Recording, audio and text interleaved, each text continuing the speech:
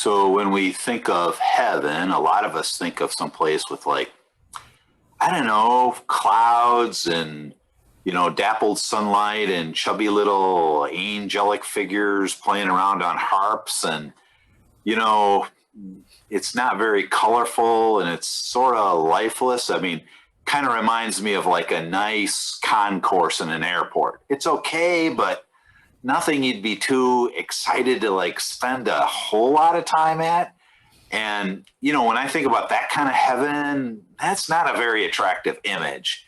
I just would really not be that interested in going there, frankly. I want a heaven that's a lot more dynamic, that feels a lot more life filled, life giving, more exciting, some tension. I wanted a little tension in my heaven, a little creativity.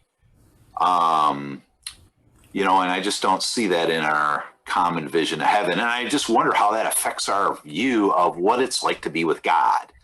I mean, do we think that's how being with God is? Kind of lifeless and clean and sanitized and boring?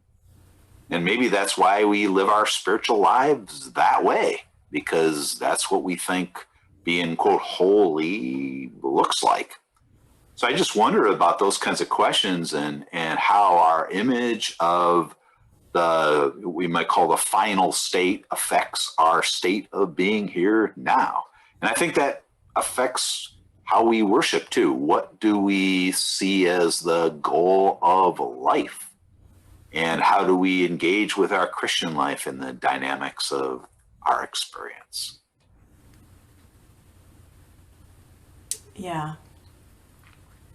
I will say, listening to you kind of thinking about heaven and how we view heaven, I do think that sometimes that airport experience it has its appeal, especially when I'm in a time of great stress, which for many of us happens more and more often and for prolonged periods of time. And then the idea that maybe I get to stop working so hard for a little while, maybe have some good coffee, and for a little while that has some appeal.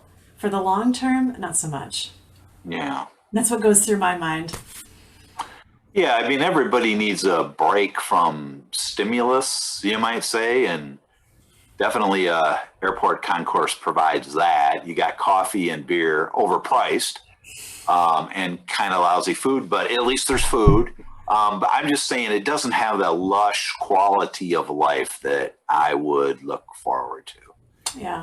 It doesn't have that sense of like the abundance of textures and colors and scents and sounds that you would have, let's say, out in nature, even, for instance. Mm-hmm. So it just doesn't feel organic to my experience as a human being. Mm-hmm. And I think the first time I ever heard you talk about this concept of there being like dynamic tension in heaven, I remember thinking that helped me shift my thinking about life, to sort of holding more of a desire for a different kind of resilience, where the kinds of breaks that I needed would maybe not be the same kind anymore. Like maybe I wouldn't need those breaks anymore, or like the length of the breaks. And I actually started at that time looking at life a little bit more like training, so that I was ready to engage dynamically with that experience in heaven. Like now's the time to get ready, not in the sense of cutting things out of my life, but more like opening the doors in my life to develop differently. So, yeah. I think, this life is sort of a dress rehearsal, right, for the final state of being that goes on into eternity. Can you say more about that? Because that was a different concept for me. I didn't hear that until I met you. Oh, I just think that, there's a continuity between our life here and the life in the new heavens and the new earth. And what we do here develops us as people and shapes our sense of who we are and who God is. And I think that gets carried into the future. Our whole venture of living in this world is, I think, very closely related to what it means to live in the next world. And we shouldn't see them as so disjunctive. We're still with God. We're still in the presence of God. We praise God. Our lives are related to God, and we're related to each other. That's what it's like on earth for a Christian. That's what it's like in heaven. I mean, the big difference would be we're not dealing with sin and death. We're dealing with a new sort of order of Eden. We're dealing with the world as it was meant to be, not the world as it is. We're dealing with not the world of sin, but the fully redeemed world. So, in heaven. but that's kind of the beauty of it for me. And that sounds engaging, and very dynamic and life-giving. Do you have a vision of what that will look like? I think it'll be I imagine heaven is very colorful, very beautiful, music, beautiful sounds of all kinds, textures, scents. I think it'll just be very engaging to what delights us. There'll be tasks to do, there'll be work to be done, there'll be creative projects to engage in. Because that's what human beings are meant to do. That's how we flourish, is when we express ourselves. So we'll express ourselves in that domain, just as we do here. It's just that we'll do it in complete harmony with the intentions of the Creator. So, it's going to be like life 2.0 plus. That's a neat analogy, because when musicians know what the chart is, so to speak, and when there's a shared purpose that we're gonna create this song together, and this is kind of the general pathway, but we all share a purpose that's very different than when you're kind of making it up on your own, or not in agreement about how the song will sound or who's in charge of it. So that makes some sense to my the musician part of me. Well, I would imagine the experience of being in heaven is not so much like a symphony orchestra making sure we knock through a score accurately, but more like a jazz ensemble. We're hearing each other, we're riffing off each other, we're engaging together, and the music kind of comes out, it expresses itself, it emerges, and that's all, by the Spirit of God in harmony. It's like the place of perfect connection and fellowship in God and with each other. Yeah, all sorts of analogies come to mind. Yeah, very exciting, I think. Cajun music festival where there's dancing, community music event, a live drum circle, like anything. Yeah. Yeah, in some sense, I think there'll be, human culture in heaven too. How so? Well, humans, in our connection with each other, we create traditions and systems, and we have memories of our experience, and we share learnings, and we create culture, and I think that there'll be human culture, divinely blessed human culture, holy human culture, but I think there'll be human culture there too. That's an interesting point. I think when I read things like, every tear will be wiped dry, or Hmm. there will be no more tears, or something, that implies, well, or somehow, anyway, I had this idea that some memory will kind of be erased, but what I hear from you is that we sort of take with us, I mean, this makes sense, I guess, that we take with us who we are, and who Hmm. we are is I mean, we are people who have culture and traditions, just like you said. It's part of how we know who we are, how we Yeah. express who we are. Yeah, I would say not erased. We don't look at the blinding flash of light and then our memories are cleansed.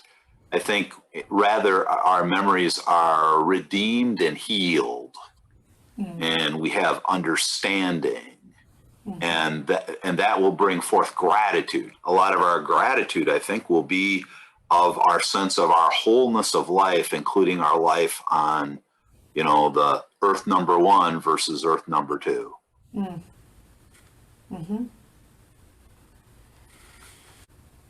So, why would we be interested in listening? Like, what do you have to say this Sunday that you want to,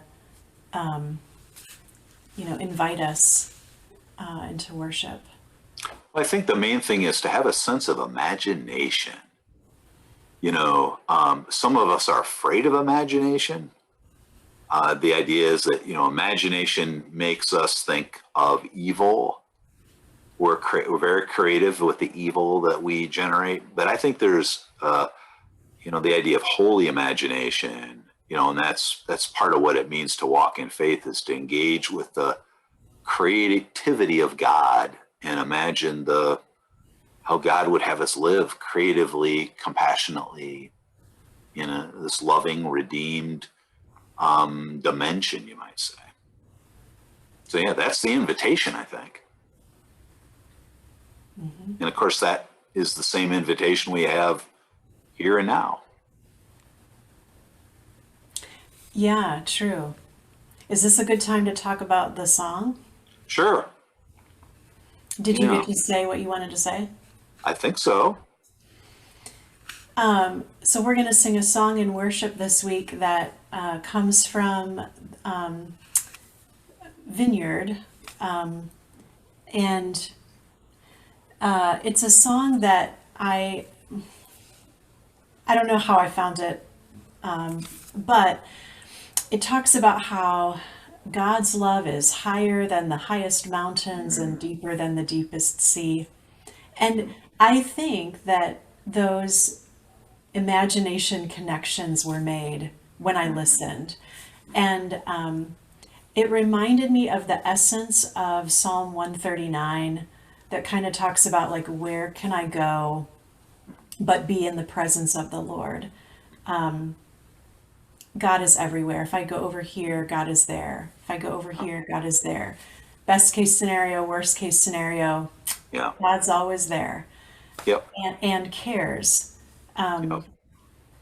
And I think somehow knowing that heaven was what we were going to focus on in worship, suddenly everything just came into alignment. And I really found myself in a location that, like, in this here and now, I am connected to heaven in some way. Mm-hmm. It's Yeah. not just a future destination, and and it's available to everybody Mm-hmm. at every moment, because we're all here in the present, like the present moment, as our friends the Buddhists would say, right? Is the here and now. It's the only thing we can ever count Mm-hmm. on.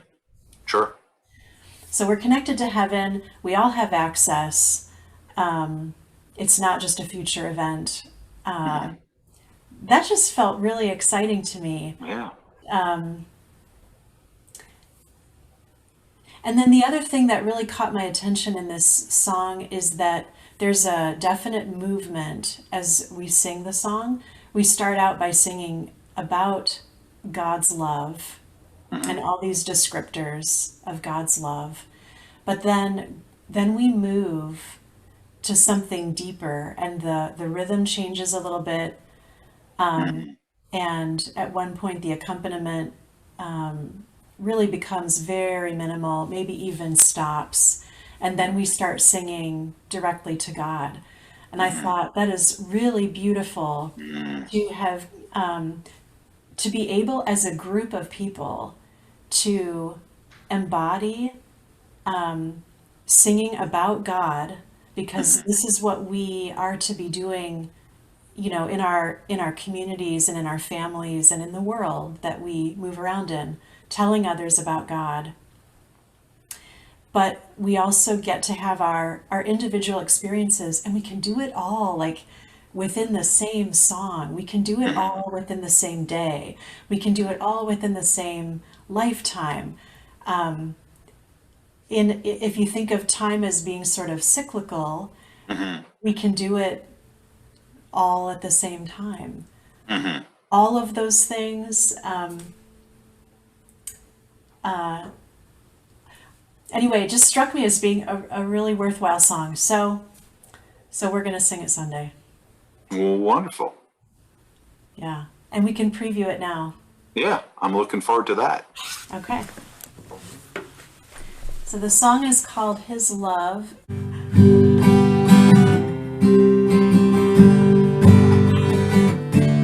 His love is higher than the highest of mountains. His love goes deeper than the deepest of seas. His love, it stretches to the farthest horizon. And His love,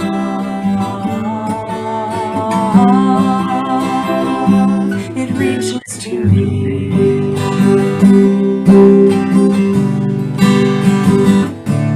His love is higher than the highest of mountains. His love goes deeper than the deepest of seas. His love, it stretches to the farthest horizon. And His love,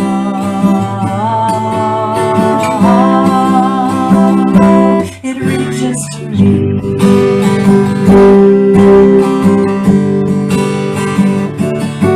His love is stronger than the angels and demons. His love, it keeps me in my life's darkest hour. His love secures me on the pathway to heaven. And His love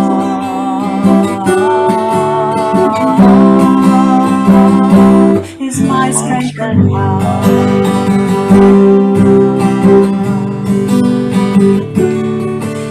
His love is sweeter than the sweetest of honey. His love is better than the choicest of wine. His love, it satisfies the deepest of hunger. And His love,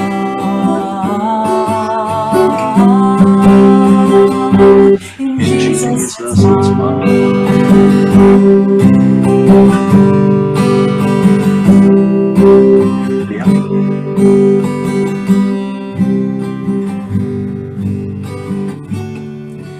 Your love is sweeter than the sweetest of honey.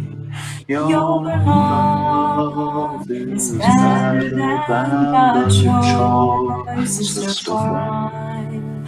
Your love, it satisfies the deepest of hunger. And your love,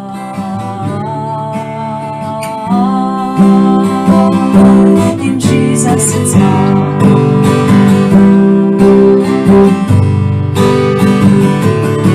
Your love is higher than the highest of mountains. Your love goes deeper than the deepest of seas. Your love, it stretches to the farthest horizon. Your love,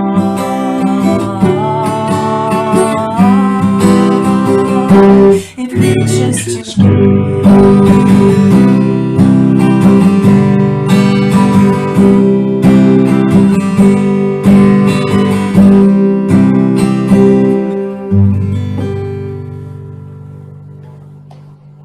that a great song?